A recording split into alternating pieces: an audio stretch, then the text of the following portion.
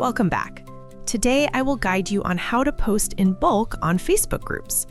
You select the group posting feature, then enter the Facebook group's UID here.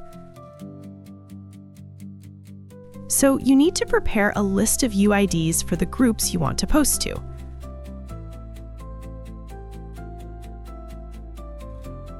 After that, I will select the account to use for posting.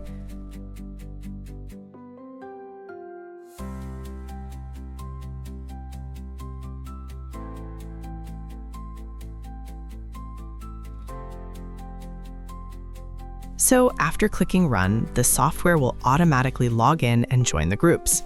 Then it will automatically post.